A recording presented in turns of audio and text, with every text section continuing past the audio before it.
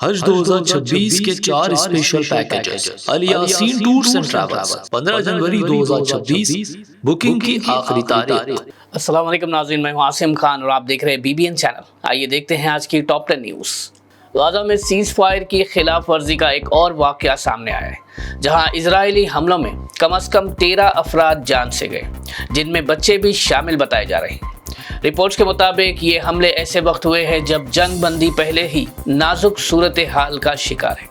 اسرائیل نے حماس کے ٹھکانوں کو نشانے بنانے کا دعویٰ کیا ہے۔ یہ تشدد امریکی صدر ڈونلڈ ٹرمپ کے امن سے متعلق بورڈ آف پیس اعلانات سے قبل تناؤ کو اور زیادہ بڑھاتا نظر آ رہا ہے۔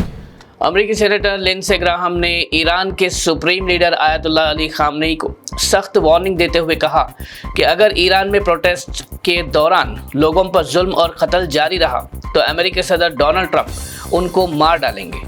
سینیٹر کا کہنا ہے کہ امریکہ ایرانین عوام کے ساتھ کھڑا ہے اور اگر رجیم نے تشدد بند نہ کیا تو انجام بھگتنا پڑے گا۔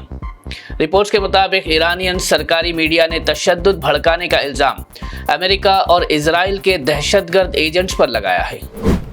US کامرس سیکرٹری ہاورڈ لوٹنک نے کہا کہ بھارت اور امریکہ کے درمیان ایک بڑی ٹریڈ ڈیل فائنلائز نہیں ہو پائی کیونکہ پرائم منسٹر نریندر مودی نے پریزیڈنٹ ڈونلڈ ٹرمپ کو کال نہیں کیا جب بات ڈیل بند کرنے کے قریب تھی۔ لوٹنک نے آل ان پوڈ کاسٹ میں بتایا کہ نیگوشیشنز کامیاب ہونے کے بہت قریب تھے، لیکن نیو دلی کی طرف سے ڈائریکٹ فون کال نہ ہونے کی وجہ سے ڈیل آگے نہیں بڑھی۔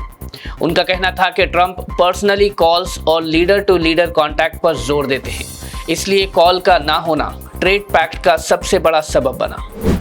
پاکستان کے ڈیفنس منسٹر خواجہ آصف نے دعویٰ کیا ہے کہ ملک پر قرضوں کا بوجھ کم ہوتا جا رہا ہے اور اتنے زیادہ ڈیفنس آرڈرز مل رہے ہیں کہ شاید اب 6 مہینے تک IMF کی مدد کی ضرورت بھی نہ پڑے۔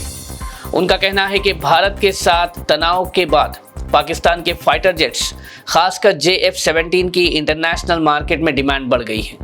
خواجہ آصف نے کہا کہ جیٹس کے آرڈر اتنے زیادہ ہے کہ ملک کی مالی صورتحال بہتر ہو رہی ہے، جبکہ اس دعوے کے باوجود پاکستان فی الحال IMF کے بیل آؤٹ پروگرام کا حصہ ہے اور معاشی مشکلات پاکستان میں برقرار ہیں۔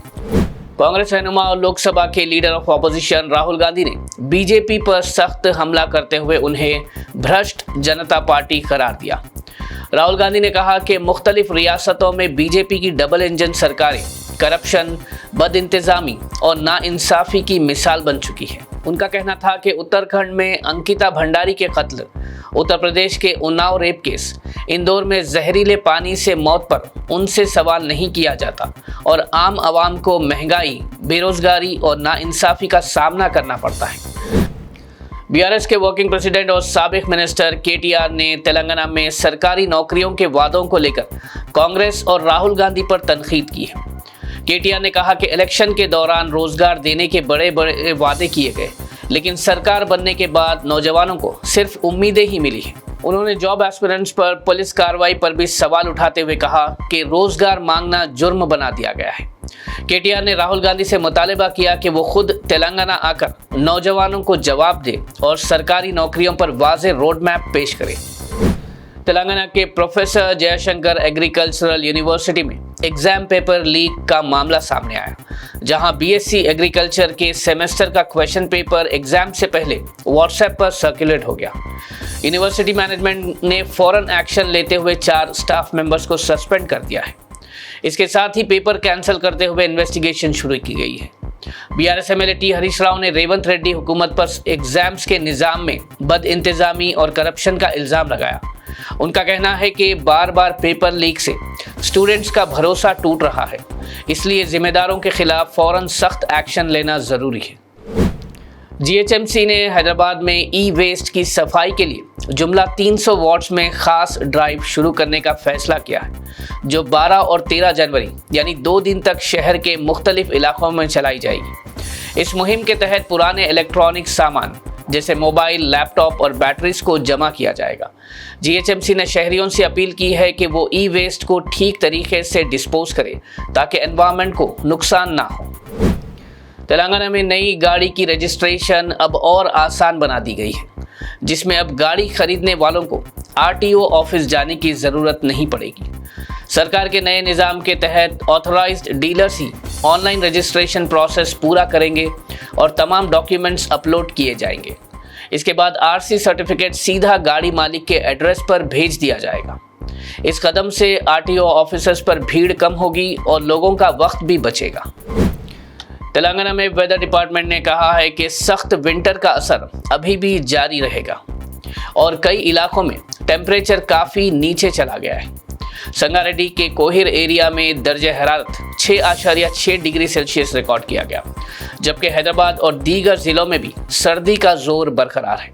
सुबह और रात के वक्त ठंडी हवा और फॉग महसूस किया जा सकता है। अथॉरिटीज़ ने लोगों को एहतियात बरतने और गर्म कपड़े इस्तेमाल करने की सलाह दी है।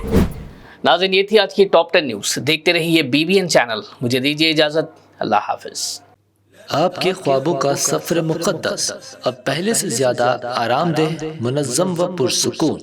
अल यासीन टूर्स एंड ट्रैवल्स हज 2026 के लिए लाए है 15 दिन और 35 दिन के खुसूसी 4 शानदार 5 star super deluxe, 4 star super deluxe और 3 स्टार डिलक्स नॉन शिफ्टिंग और शिफ्टिंग पैकेजेस। 3 स्टार पैकेज 7,50,000 से और 5 स्टार 10,25,000 रुपए से शुरुआत। 21 मई 2026 को हैदराबाद से जिद्दा रवानगी। हरम शरीफ व हरम नबवी के बहुत करीब पुरसुकून बेहतरीन रिहाइश, कुशादा कमरे और मोहब्बत भरी रहनुमाई। मनासिक हज के 5 बाबरकत दिन मीना, अरफात व मुज़दलिफा के AC VIP tents, B category Muallem के तहत खुसूसी इंतजामात, रिटर्न टिकट, 3 वक्त का इंडियन खाना, स्पेशल हज किट, जियारात, पासपोर्ट व luggage bag, unlimited laundry, 5 litre जमजम और हज वीजा प्लस इंश्योरेंस पैकेज में शामिल। आज ही अपनी सीट बुक करे। महदूद निश्ते। अल Yasin tours and travels, main office inside Diwan Devdi, branch office beside HP petrol pump, लकड़ी का पुल, हैदराबाद।